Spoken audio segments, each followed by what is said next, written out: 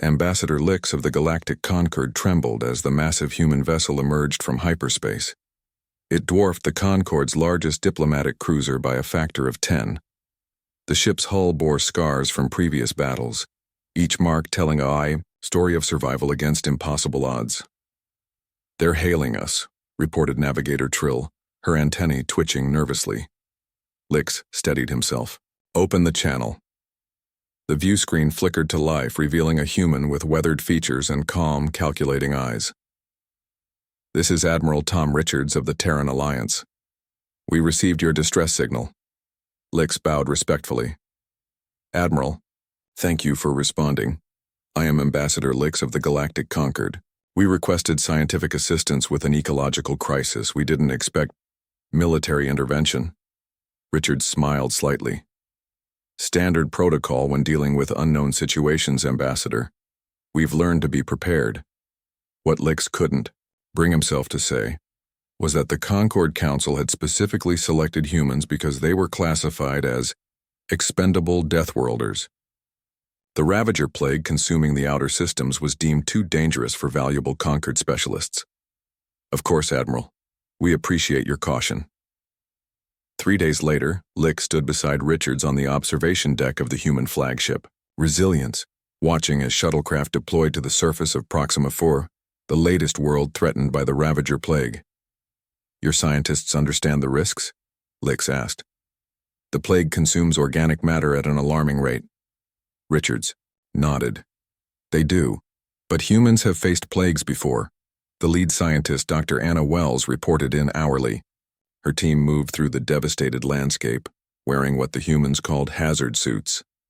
Surprisingly simple protection against something that had decimated 3 sentient species already. "The plague isn't alive in the conventional sense," Dr. Wells explained during their third briefing. "It's a self-replicating nanite swarm programmed to convert biomass into more nanites." Lix's inner eyelids fluttered in shock. "Nanites? But that would mean it's not a natural disaster," Richards finished, his expression hardening. "It's a weapon. A weapon that had been devastating the outer systems of the Concord for nearly a year. A weapon the Concord Council had sent humans to investigate, expecting casualties." "Admiral," Wells continued, "these nanites have a control frequency. Someone is directing them." Richards turned to Lix, his eyes now cold. "Ambassador, is there something your council failed to mention about this ecological crisis?" Lix felt his scales tighten with shame. "I was not fully briefed." "I see." Richards turned back to the view screen. "Dr. Wells, can you disable the nanites?" "Yes, but we'll need to broadcast the shutdown signal from multiple points across the affected systems." "How many points?" "At least 7, positioned at these coordinates." Wells transmitted data to the main display. Richards studied it, then nodded. "We'll split the fleet. Ambassador Lix can accompany me to explain to your council why they're about to see human warships at each of these locations." Lix's scales paled. "Admiral, I must protest. The council will accept our help," Richards interrupted, "or will consider this plague an act of war against potential human colony worlds. Your choice, Ambassador." 2 weeks later, Lix stood before the Concord Council. 17 of the galaxy's oldest and most respected species represented by beings who now looked at him with undisguised alarm. "The humans have disabled the nanite swarms," Lix reported, "and they've traced the control signal." High Counselor Vex leaned forward. "To where?" "To here. To Central Command." Lix couldn't keep the bitterness from his voice. "Admiral Richards is waiting outside with evidence that someone within the Concord has been testing a weapon on our own outer worlds." The chamber erupted in denials and accusations. Through it all, Counselor Drav remained silent, his tendrils unusually still. When Richards entered, the room fell quiet.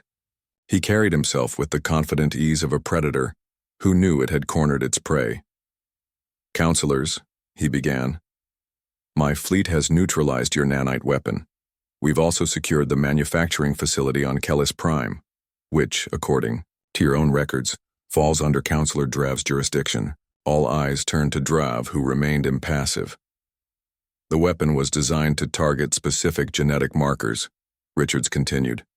currently configured for the species in the outer systems, but adaptable to others, including humans. Drav finally spoke. You were meant to die on Proxima 4. You and your kind are dangerous, unpredictable. You evolve too quickly. Richard smiled. Yes, we do.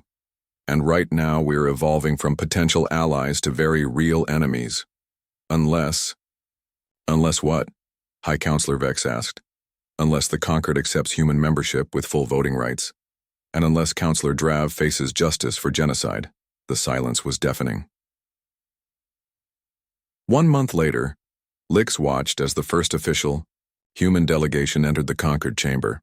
Admiral Richards, now Ambassador Richards, caught his eye and nodded in greeting.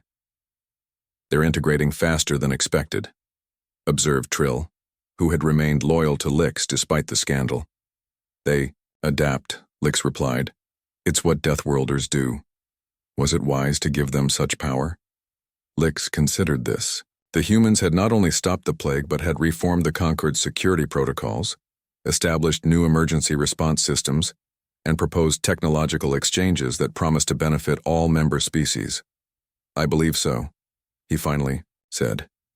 They were the wrong species to ask for help if you wanted martyrs, but perhaps they were exactly the right species to ask if you wanted solutions. As Richards took his seat at the council table, the first human to do so, Lix couldn't help but wonder what other problems these Deathworlders might solve, and what other changes they might bring to a Conquered that had grown too comfortable in its ways. Sometimes, he reflected, the most dangerous allies were exactly what you needed.